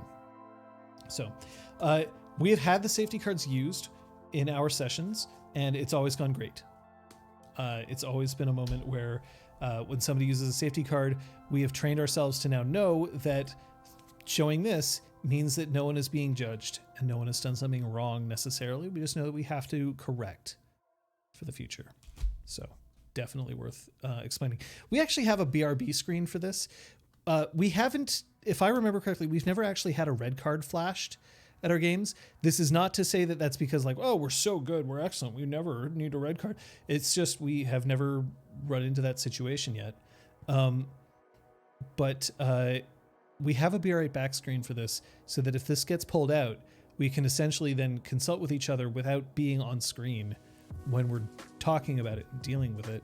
And we also reserve the right to, if somebody flashes a red card, we can talk about it, and then we might come back and say like, sorry folks, we can't keep playing today. We got to talk about this. We got to deal with this. We'll be right back with something that's probably going to be better for everybody. Because if you don't have this shit, that's when you get fucking Adam Coble, right? So that is the important thing for us, is we hold on to the cards. So Magic Circle, safety cards, both good things to worry about. But we didn't play with safety cards for a long time.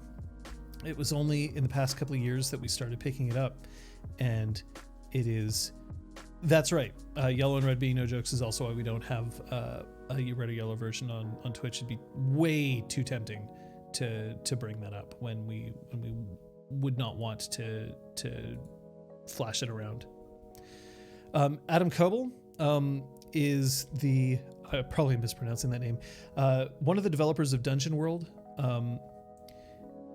If you don't want to look it up, don't. He was a big deal in the roleplay space, a co-creator of Dungeon World, and he used to run games on Twitch, much more popular than, for instance, this channel. But in one of his games, he ended up playing out a sexual assault in character on one of his characters, and laughed it off. And the problem was that he was a big advocate of safety, and then was not safe in his own game. And his subsequent awful apologies about it have essentially made him persona non grata in the roleplay community. So, yeah. if this is also part of the thing, if we have a card get shown, I want the audience to see the cards because I want them to know that it can happen to anybody, right? I don't want to hide it. I don't want somebody to be like, psst, just something that we got to talk about, but like, make sure the audience doesn't see. Like, no, like, we don't necessarily have to have the conversation if it's a difficult emotional thing in front of everybody. Obviously, if somebody is in enough distress that they're pulling out a red card, then that's not something that we should mess with. But we absolutely do not have to hide the fact that we're using safety cards and that we've used safety cards. It's okay. There's no shame in safety cards, because the instant that you put shame into these, they become a million times harder to use. And they're already hard to use, even though we practice with them every time, every session we bring them out, we talk about them. Even though we do that, we have to know that it can be tough if you are in an emotionally compromised place to announce that to everybody. So yeah, there was some hubbub about something or other recently. It was a Kickstarter, a zine that was being created for essentially tiny one-shot games that were kind of like meme games or joke games. And a whole lot of people signed on to be participants, and they didn't know that Koble was one of those people because he was snuck in, essentially. And it was kind of shady because like the creator of the Kickstarter was like, I didn't know that I had to tell everybody that he was there, but like he was also deliberately left off, like all the like, and look at all the developers who are working on it, and his name was never on those lists until it was like at the very bottom of one of them. So yeah. Yellow cards have also been used before a session. That is true. They've been used before a session to give a warning about a temporary line or veil. Yep, we've done that. Hey, just this session, not this. Just not today. Not feeling it. Great. We've also used it against. I shouldn't say that because it's not against, but we've used it in relation to the audience. I have done this when audience members start making jokes and I'm like, I gotta stop. I gotta make sure that everybody knows. Like for instance, in our current campaign, our students are in school. Our player characters are in school. They're students, but we've also made it very, very clear that these students are all, like every student in this school is of an age of majority and are capable of fully consenting to romance and sex. And this is because we want people to be able to have like romantic shenanigans in schools. And we don't kind of want to get that sort of squicky, like, oh, but like, is it okay if somebody is like 17 and the other person's 19? Like, we're not dealing with that. We've made it very specific that this is just something that we are not touching. Everybody is age majority. Everybody can consent. And we had some jokes happening in chat about like, ha ha ha, like that's just a first year. And so I pulled this out and I was like, all right, just so that people know, just as a reminder, everybody in this game is of the age of majority. You do not have to worry about it being about somebody taking advantage of somebody else. It's not an issue. And I put it down. And the reason I pulled this up is because I was like, this is important and everyone else has to like stop playing for a second while I make this point, and then I'm going to put it down. And it wasn't because I wanted to be like, how dare you audience to make this. I was just like, oh, I'm seeing a bunch of jokes come up. Somebody who is new to the stream might have come in and they may not have realized it. So this is something that I've really got to make sure everybody knows. And then we put it down and we keep playing. And that was that. It's not a crime to cause somebody to pull a yellow or red card. So, and that helps. Yes, all the kissing, hooray. All the kissing is indeed true. Rackham says, I will say that every time I've seen a yellow carded stream, it never felt like a huge deal. You flash it, say what the issue is, everybody nods, and moves on with the necessary change. It shows how close we are as friends. So we do have the advantage that we're close as friends. We have known each other for a long time, and we're close, and that's great. But the thing that I would say is that because we've practiced with these cards and because we have made a distinct impression about what the cards mean, I would think that even if we aren't good friends, I'd hope that these cards would still have the same effect. Normalize the cards. Yeah, we talk about consent and safety seriously, and we talk about it often. We talk about it every session. Every session. We talk about it between sessions. We check in with each other. There have been times where I've checked in with somebody and been like, hey, so like I know that like this was a rough moment for your character. Are you okay? I've seen our players be like, yeah, we had an argument in character, but it felt really good. Like, I'm glad that our characters can like really butt heads, but like, you know that I have nothing against you, right? And the other person's like, of course, like, yeah. But even just those little moments of like connecting along those lines can really make people feel good. It requires some maturity to accept and move forward with the cards right away, but this is maturity that you can develop and learn. I would have these cards available if I was running a game for teenagers. I'd have a simplified version of this available for if I was running a game with kids. I might not have cards, depending. I might just remind a kid at the beginning of every session, like, hey, if something happens and you're not comfortable, you can feel okay to tell us about it or to stop playing. Because we also say that the audience has safety tools as well. The audience don't have access to yellow or red cards, not directly, but they can whisper a moderator or they can say it out loud in chat. That's fine. And they can always leave. We don't want audience members to leave. We would prefer that they stay. We love having them around. We love the community that we've kind of started building up and stuff, but we absolutely don't want somebody to stay if they're feeling unsafe. Because the other thing is, I freely admit that what we're comfortable with as a group may not be what you are comfortable with. And we can't accommodate everybody. It's not because we don't care. It's just we can't. Because the other thing is, we don't want to be constrained in that way, right? Like, if there's somebody in chat and they're like, I don't like it when somebody uses the F word. Well, I do swear. And because I swear, I don't necessarily want just one person to be able to come in and say, I don't like you using the F word, and me being like, well, now, if somebody comes in and they have a genuine reaction to something, I still want to hear about it, because maybe it's something that I am willing to change. If somebody comes on and says, hey, I really don't like the way that you use the N word on your stream, well, I would really pay attention to that. I also don't use the N word on my stream, or on our stream, or on any stream. But if somebody said that, then I would take it into account. If somebody was like, hey, so just so that you know, your portrayal of this character is making me uncomfortable because of X, I would want to know about it, because maybe it's something that I can do to fix. Maybe it's a very legitimate complaint that I should be aware of.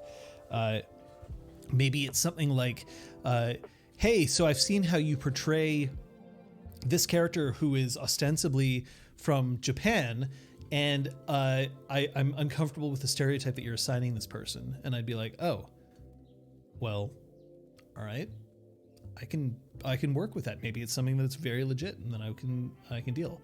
Of course, if somebody came on and said, I don't like the way that you're portraying this character because it's not how I would do it, then maybe I don't care. Over the Glen, just so that you know, Zen Robo is one of the players on this channel, so that they're speaking with a certain amount of authority.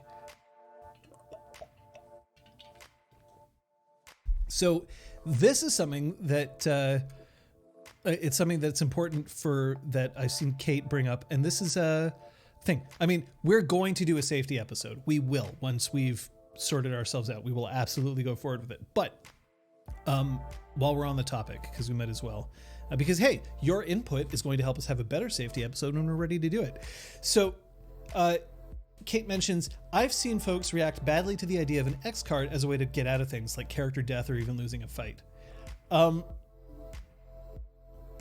This is an argument that isn't really being made in good faith, because I think that everybody knows that you could say, oh, I don't want my character to die. And then if you're in a role-playing game and somebody was like, and then your character dies, that player can always just be like, no, my character doesn't. He gets up, he runs around, he pulls out his sword and he says, haha, I win. And then he stabs the dragon and the dragon's head flies off. And then the character goes off and he marries his best friend and they relax in Des Moines for the rest of their lives, and then gets up and turns around and walks out the door, and you never see that player again. Like, you can do this already. You can already just ignore whatever your storyteller is telling you. You're allowed. The storyteller isn't a god. They're a person sitting at a table. Or if you're playing in a LARP, it's a person wearing a costume. It's not something that you have to worry about.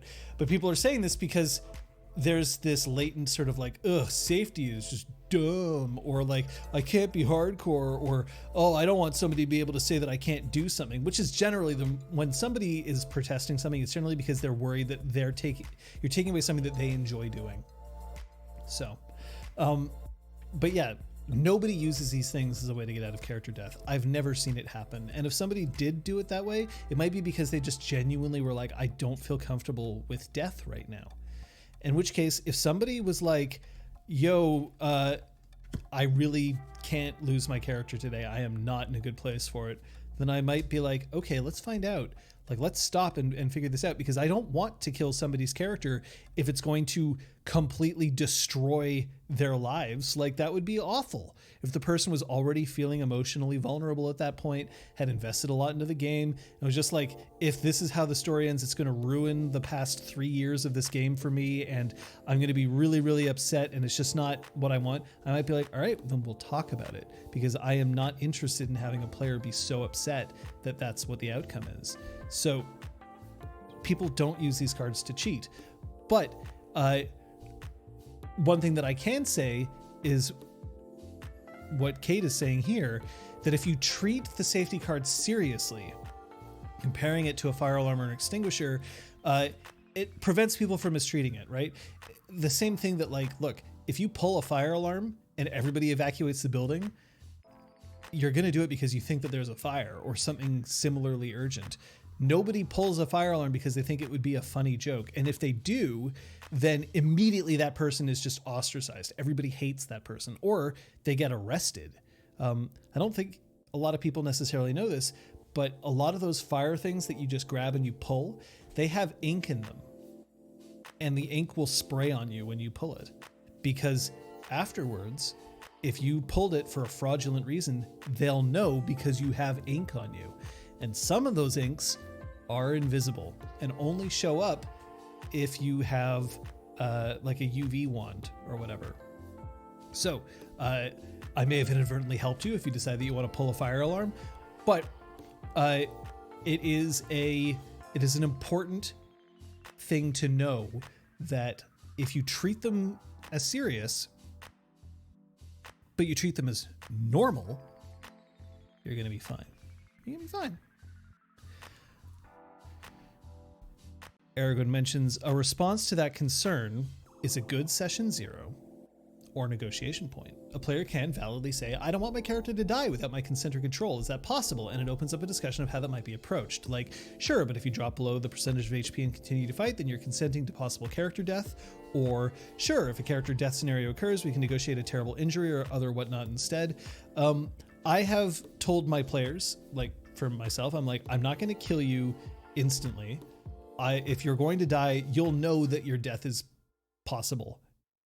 And if you continue to act in such a way that you're encouraging that death may occur, then you're essentially giving me the permission to kill your character.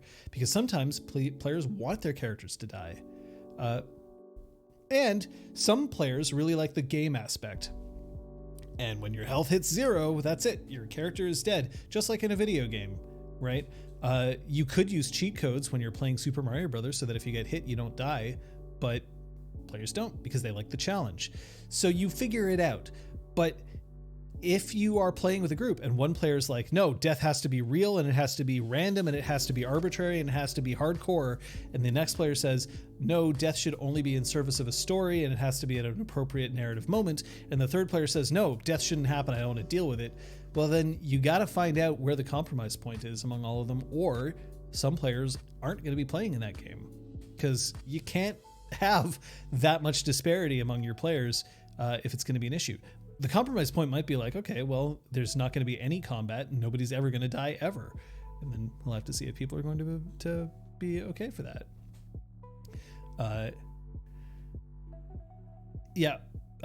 This is a good point. Blades in the Dark has death negotiation built into its system, which is one of the strong points of the Blades in the Dark system. And it is a thing. When I was running LARPs, I would have like I've said before, I've had players ask to have their characters killed because they wanted a big exit. And I don't do that anymore, funnily enough. At least not in LARP play. The reason I don't do that is because it made death feel cheap, because the only time anybody ever died was because a player decided that they want to play a new character or they were quitting the game. And so death basically was just like this big moment of like showing off, but it was little more than masturbation, and it just was not fun for people. And then when I killed somebody because they died for real in the game, that person got super upset because they're like, but my death wasn't a big deal. Like I wasn't, I didn't get shot protecting the princess in front of the entire court. And I was like, no, you died because you took on opponents that were too strong for you. And when they gave you the option to surrender, you said no, death first. And so they killed you. And the player was like, but I thought that I'd get a cool death. And I'm like, well, you didn't, because that's the way it went. Sorry, but not sorry. So I don't do that anymore. And yeah, Requiem also points that out. I will sometimes, and I've done this, I think I've also done this on RPGClinic as well, for Full Party, which is a Exalted campaign that I ran for a different channel. I did start a session and saying, okay, just so that you know, I might kill you this session, just so you know. Be aware, it's a very real possibility. And that can give players like that feeling of like, okay, like this is where we're at. And warning them about it is also giving them the opportunity for them to push back and be like, no, don't kill me today. So there is that as well. Kate says, I love death alternatives, major scars that will give you permanent in-game penalties. Some players would prefer a heroic death of their character losing an eye or a limb, but some would rather keep the character. Yep, and there are also ways for you to retire a character without killing them, because sometimes it's just death that people don't like. But you can say like, yes, you're there, your arm gets blown off, and the person's like, great, so I will, my character is just going to retire to a life of relative peace back at home, and I'll create a new character, and they're just way happier with that. Same mechanical difference. They've lost their character and the character's not coming back, but different narrative reality, and that reality can make a huge difference for people. Sometimes death is wonderful and sometimes it's not. The real trick is finding out what's going to serve your game best, and what serves your game best can matter narratively. It could be about like what's going to make the best story, but it could be also emotionally, what do people want in that moment? And it could be just gameplay wise, right? Like, oh, if I kill this person, they're gonna quit. And if they quit, then that means that all of my encounters will be unbalanced for the rest of the game. Like, that's actually kind of a legitimate reason not to kill somebody, is like, oh, it's gonna mess up the rest of the game in the way that I planned it, so I won't kill them. Like, that's okay. That is okay. I'm not saying it's easy, but it's all right. And this is also true. I've been in games where a character's goals just didn't align with the rest of the party, so they set off on their own adventure and we met someone new next session. Completely. And as I've said before, it's quitting a game is often the best option for you. Sometimes the best thing to do is to leave. And it's not because you failed, and it's not because you're a bad role player, and it's not because the other people are bad role players necessarily, although I would quit a game if everyone else was like an awful role player. Especially if they were like, yeah, safety cards, those are dumb, fuck those, and anybody who uses them is stupid and dumb. Then I'd be like, great, I'm not playing with you, and I turn around and leave. But yeah, sometimes quitting is best because you're just like, oh, this isn't the game for me right now.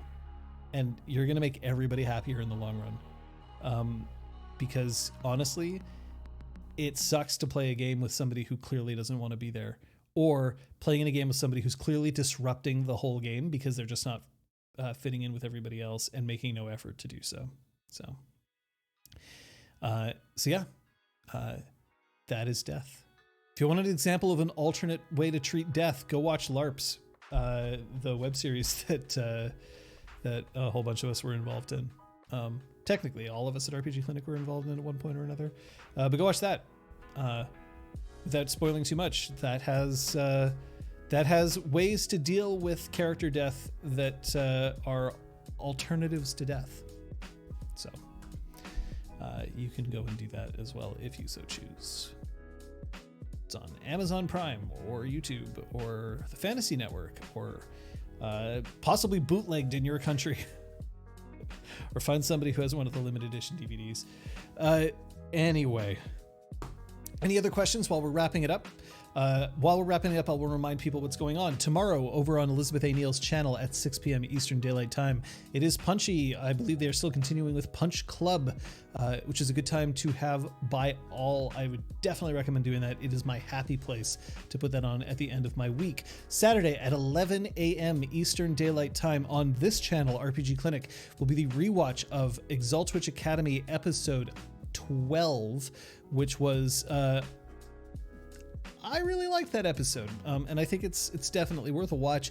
But if you want to watch it with other people in chat, that's the place to do it. A great place to go.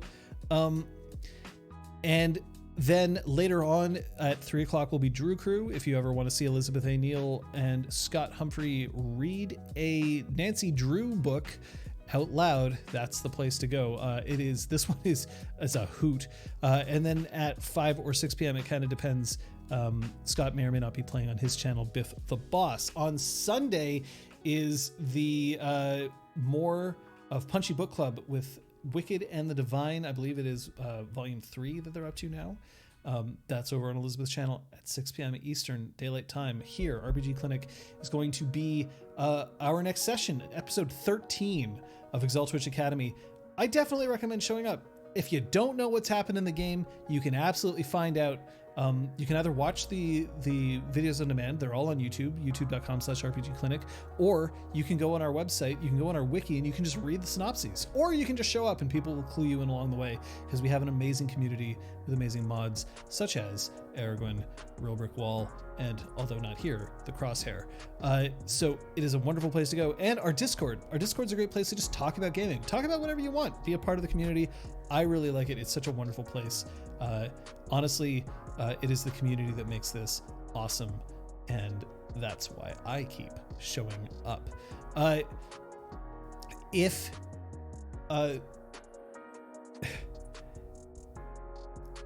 the yeah, we love the chord.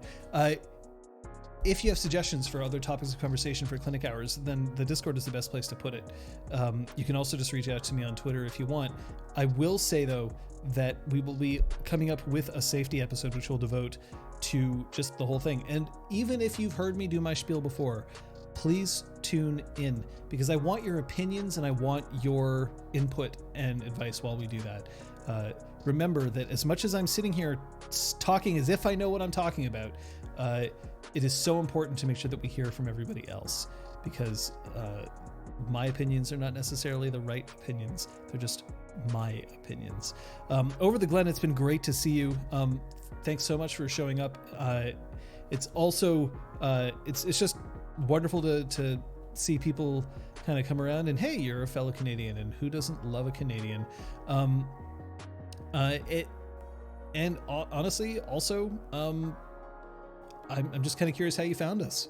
So if you can let us know, I would appreciate that, just because, you know, it's a thing for me.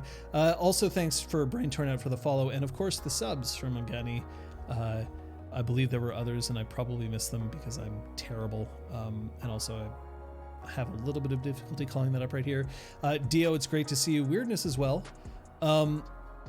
But so far, it's been great to have it. Hey, Aragorn, thanks so much for that. That's appreciated. Enjoy your emotes over the Glen. You just found it just up on the RPG catalog. Well, there you go. That's what we're here for. AMA and coaching and whatever. So there you go. And yeah, you can give me wings. I love the wings. So all that being said, I will leave you with the best advice that I can give you. And while sometimes it can be literal and sometimes it can be metaphorical, if you want to have a better gaming experience, the best thing you can do is use your word hole. See you next time.